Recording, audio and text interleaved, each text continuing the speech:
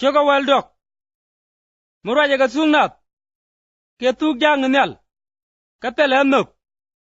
en chara ga lon murut ki jaw demne te taske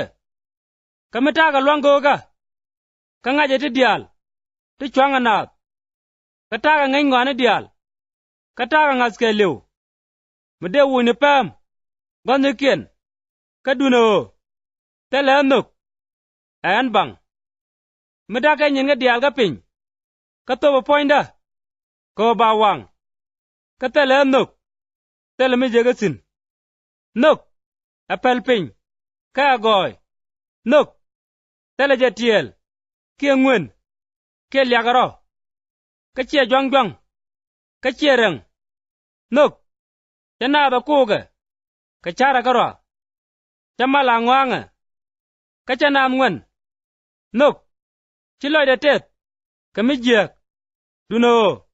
te loide ka mila tok no rude ngwane dial ka ngeda ngwane dial ngeda ngwak dial tibeben ka dile ngwane dial no ke suk ka dungdo burwaine gong suk ka burwaine sung ne kwai ka chong ka bi ngai ngwane suk ka ngai ngwane dan tege dew ka roi go ga dan tege dew ka mu min tel dew ben bi min tege dew suk mi hen gat roi chit ga gat ka chwa char chit ga gat ka chwa lon ngwane lat chit ga gat ka me chadit chwa changara dapal ka antame gwainero dai nena amirmir kaduno bana ko gwich agwa tame ngai da tege dew ka bangwa ngach kandial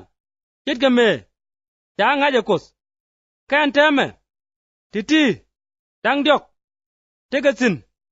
ngap ka ngap ga tibeben kana nok ka min dini jana long ka kan titi anok